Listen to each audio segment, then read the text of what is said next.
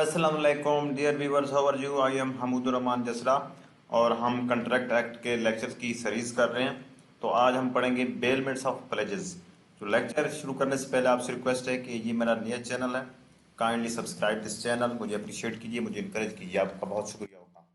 तो बेलमेंट हमने पिछले लेक्चर में बहुत वजाहत के साथ पढ़ लिया था कि बेलमेंट का कंट्रैक्ट क्या होता है। बेलमेंट का कंट्रैक्ट एक ऐसा कंट्रैक्ट होता है जिसमें एक आदमी चीज़ें मुंतकिल करता है और किसी खास पर्पज के लिए करता है, और वो अगला बंदा जो है उन चीज़ों को इस्तेमाल करके वापस मालिक को जो है ना वो वापस कर देता है। वो कंट्रैक्ट था, वो कंट्रैक्ट ऑफ बेलमेंट था।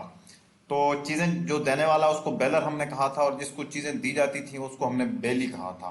तो आज हम पढ़ेंगे जी bailments of pledges. Bailment of pledges का कंसेप्ट असल में तो ये भी एक कंट्रैक्ट ऑफ बेलमेंट होता है, लेकिन इसमें एक इजाफी चीज है प्लेजेस। तो आपने अक्सर औकात सुना होगा कि जो अनपढ़ देसी हमारे इलाके के लोग होते हैं वो कहते हैं कि जी हमारा रकबा बैंक प्लज है, बैंक प्लज रकबा है जी, हमारी फलां प्रॉपर्टी बैंक प्लज है। वो प्लज नहीं होता, असल में वो लफ्ज यही प्लज होता है, ठीक है। प्लज का मतलब ये होता है कि जब आपने कोई प्रॉपर्टी किसी के पास रहन रखवाई कि जनाब ये प्रॉपर्टी आप रहन रख लें, और उस प्रॉपर्टी पर आपने कोई कर्ज लिया, तो ये जो एक प्रोसेस है इसको हम क्या कहते हैं? इसको हम प्लेज कहते हैं। जो प्रॉपर्टी आप रहन रखवाते हैं, गोया कि आपने वो प्रॉपर्टी एज अ सिक्योरिटी रखवाई। तो पढ़ते हैं जनाब, the bailment of goods as a security for payment of debt और performance of promise is called pledge.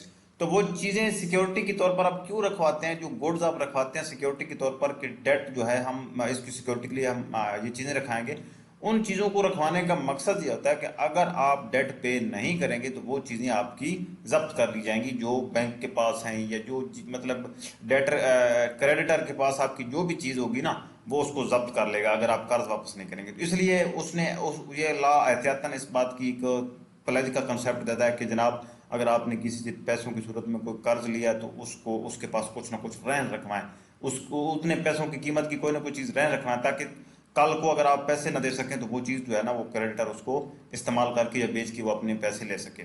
तो ये होता है pledge. The bailor is in this case called the pawnor. तो एक यानी कि जब आप कोई चीज रहन रखवाते हैं किसी शख्स के पास और एक खास मकसद के लिए कि जनाब हमने पैसे लेने हैं, यानी कि आपने एक चीज मुंतकिल की है, ठीक है। तो यहाँ पर आप असल में तो क्या है, मुंतकिल करने वाला बेलर है, कंट्रैक्ट ऑफ बेलमेंट है ना असल में तो ये। तो बेलर है, और जिसको आपने ये रहन रखवाई है वो चीज वो क्या है, वो बेली है। लेकिन जब प्लेज का कंसेप्ट बेलमेंट के साथ ऐड हो जाए तो उस वक्त हम उनको बेलर या बेली नहीं कहेंगे, हम उसको फिर कहेंगे प्लेज की बुनियाद पर ना, प्लेज की बुनियाद पर हम पानर और पानी, ये प्लेज से हैं, प्लेज से यानी पानर और पानी। पानर कौन है? पानर वो बंदा जिसने वो चीज रखवाई है। पानी कौन है? पानी वो बंदा है जिसके पास वो चीज आपने रखवाई है, यानी जिस बंदे से आपने कर्ज लिया है वो पानी है और उसको आपने बदले में कोई ना कोई चीज अपनी दी है। तो पानी इज राइट्स ऑफ रिटेनर। पानी राइट्स ऑफ रिटर्नर का क्या मतलब? रिटर्नर का मतलब होता है प्रॉपर्टी को अपने पास रखना। जब तक पानी को वो शख्स कर्ज नहीं देता उस वक्त तक वो प्रॉपर्टी रखने का पूरा पूरा हकदार है। Pawnee not to retain for debt और promise other than that for which goods pledge. यानी कि जिस कंट्रैक्ट में वो गुड्स प्लेज की गई हैं उस कंट्रैक्ट की हद तक तो वो चीजों को प्लेज रिटेन कर सकता है, यानी अपने पास रख सकता है जब तक उसको कर्ज न दिया जाए।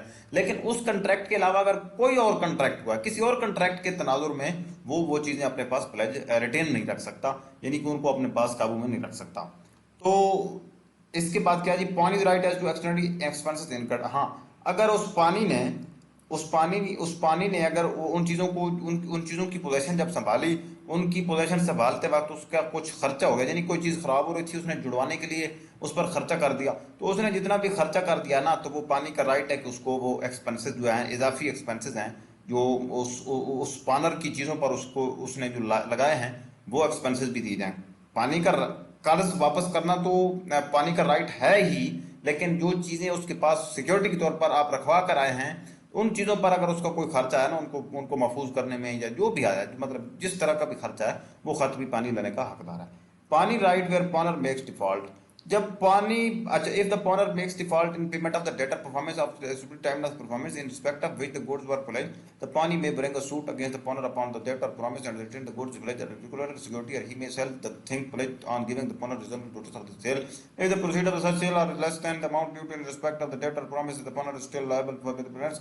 If the proceeds of the sale are greater than the amount so due, the pawners shall pay over the surplus to the pawners.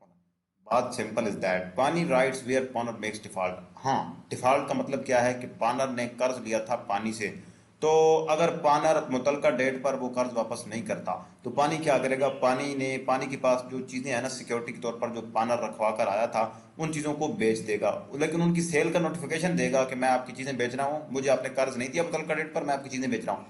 तो नोटिफिकेशन के बाद वो चीजें बेच देगा। अगर मसलन उसने कर्ज लिया था 10,000 का, चीजों की कीमत बनी बेचने पर 8,000, यानी 10,000 का कर्ज लिया था, जो चीजें उसने रखवाई थी उनकी कीमत बनी 8,000, पानी ने वो चीजें बेच दी हैं। तो अब ये जो 2,000 है, ये किसकी जिम्मेदारी है? ये पानर की जिम्मेदारी है कि उसने कर्ज लिया था 8,000, तो उसका उसमें ठीक है उसमें रिप्लेस हो गया, लेकिन 2,000 तो उसका बचता है ना। तो पानर की जिम्मेदारी है कि वो 2,000 भी उस पानी को जाकर पूरा करे। अगर वही प्रॉपर्टी पानर की वही प्रॉपर्टी, यानी जिस बंदे ने कर्ज लिया था उसकी वो प्रॉपर्टी अगर 12,000 में बिके या सेल हो, तो ऊपर जो 2,000 बचा है वो 2,000 पानी पाबंद है वापस करने का, किसको? पानर को। ठीक है, ये इसके सिंपल कंसेप्ट है। Defaulting pawners right to redeem. If a time is stipulated for the payment of the debt or performance of the promise for which the pledge is made, and the pawners makes default in payment of the debt or performance of the promise at the stipulated time, he may redeem the goods pledged at any subsequent time before the actual sale of them. But he must in that case pay in addition any expenses which have arisen from this default. यानी कि वो redeem कर सकता है। Redeem से क्या मुराद है? वो वापस ले सकता है। यानी कि अगर पानर ने वो कर्ज वापस नहीं दिया और पानी ने उसको नोटिफिकेशन दिया कि मैं आपकी चीज़ें बेचने जा रहा हूँ, आपने मुझे अपना कर्ज वापस नहीं किया, तो जो पानर है, डिफॉल्टिंग पानर जो है, वो क्या कर सकता है? वो कर सकता है कि जनाब 10,000 रुपया आपके पास अभी पहुंचाता है, मैं अपनी चीज़ें रिडीम कर लेता हूँ। तो जब उसने 10,000 रुपया उस तक पहुंचा दिया, तो अब वो चीज़ें अपनी रिडीम रिडीम का क्या मतलब है? रिडीम का मतलब है कि पोजेशन को वापस लेना। यानी कि जो ओरिजिनल मालिक जब किसी भी चीज़ की पोजेशन को अपने पास वापस ले ले, उसको कहते हैं रिडम्पशन, रिडीम करना, यानी वापस लेना। यानी 10,000 जब वो उसका कर्ज दे देगा, तो अब पानर का राइट है कि उसको वो चीज़ें उसकी रिडीम कर दी जाए। तो अगर मसलन पानर ने 2 दिन लेट किया कर्ज देने में, मुतलका 2 दिन वो लेट हो गया, यानी 2 दिन पहले उसे वो कर्ज देना चाहिए था लेकिन वो नहीं दे सका, 2 दिन लेट हो गया, तो इस लेट की सूरत में पानी का अगर कोई नुकसान हुआ है, ठीक है, किसी भी किस्म का कोई खर्चा हुआ है, कोई नुकसान हुआ है, वो नुकसान पे करने का पाबंद होगा पानर। क्यों? कि डिफॉल्ट पानर का है, तो वो नुकसान भी पानर पूरा कर देगा, 10,000 कर्ज जो लिया था वो भी पूरा कर देगा। अब जब ये कर्ज पूरा हो जाएगा, तो अब पानर का राइट है कि उसकी जो चीजें हैं वो उसको रिडीम कर दी जाए, उसको वापस कर दी जाए। Pledge by mercantile agent, where a mercantile agent is with the consent of the owner in possession of goods, the documents of title of goods, any pledge made by him when acting in the ordinary course of business of a mercantile agent shall be as valid as if it were pledged by the owner of the goods to make the same provided the owner of money acts in good faith and has not at the time of the pledge noticed that the owner has not।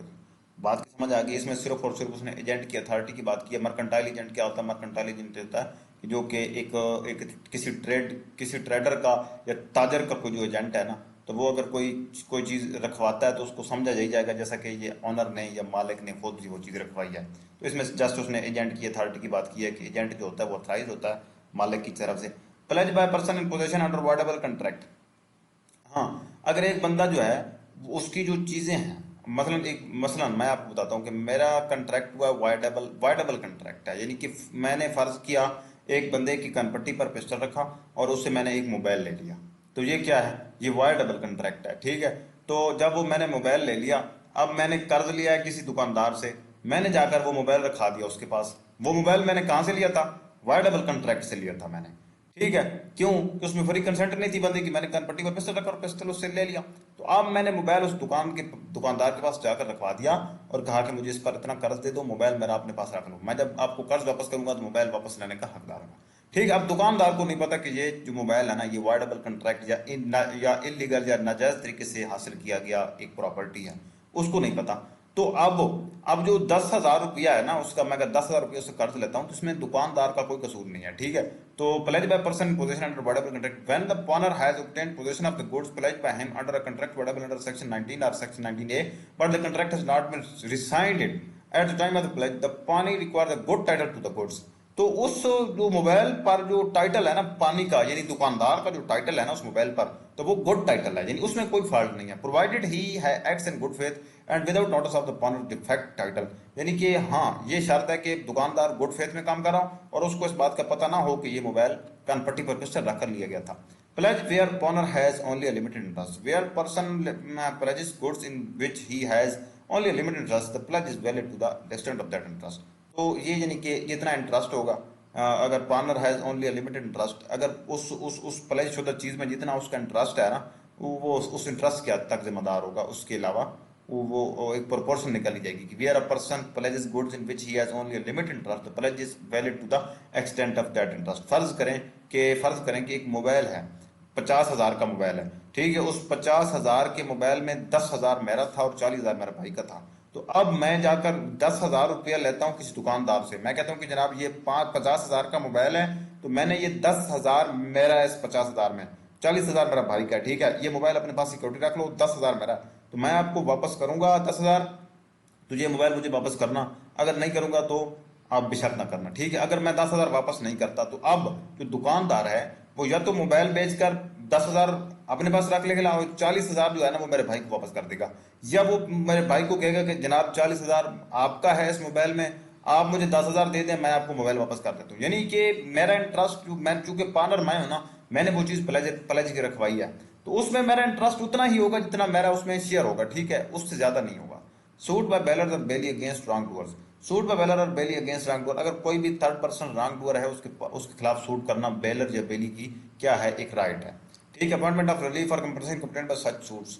तो whatever the by way of relief और compensation in any such suit as between the bailor and the bailee and be dealt with according to their respective interest. बात की समझ आ गई कि whatever is obtained by way of relief और compensation in any such suit, जब वो suit करते हैं तो उसमें से जो भी मिलता है as between the bailor and the bailee be dealt with according to their respective interest, यानी कि उस सूट में जितने भी अखराजात आए हैं उसके मुताबिक देखा जाएगा कि किसका खर्चा ज्यादा हुआ और किसका राइट था, ठीक है, कौन फॉल्ट पर था और किस चीज जाती थी, तो उसके मुताबिक उनको डील किया जाएगा। यानी कि उनको जितना जितना उनका इंटरेस्ट बनता है ना उस सूट के रिजल्ट्स के बाद उस इंटरेस्ट के मुताबिक उनको डील किया जाएगा, ठीक है। अपॉर्शनमेंट ऑफ रिलीफ और compensation obtained by such suits, बात की समझ आ गई। तो थर्ड पर्सन पर सूट किया था ना बेलर और बेली ने, ये पढ़े ना, सूट्स बाय बेलर और बेली अगेंस्ट रॉन्ग डूअर, यानी कि कोई रॉन्ग डूअर थर्ड पर्सन है उसके खिलाफ बेलर और बेली ने मिलकर सूट किया था। तो उस सूट में उनको जितना भी कोई कंपनसेशन मिली है ना, तो उस कंपनसेशन का शेयर देखा जाएगा कि इसमें शेयर का बेलर का ज्यादा बनता है या बेली का ज्यादा बनता है, तो उनको उस शेयर के मुताबिक उनको इंटरेस्ट दिया जाएगा। Thank you very much. हम नेक्स्ट वीडियो में इंशाल्लाह एजेंसी पर लेक्चर रिकॉर्ड करेंगे, चैप्टर 10 से आगे इंशाल्लाह ऑन फॉरवर्ड हम करेंगे। तो तब तक दीजिए इजाजत, अल्लाह हाफिज़।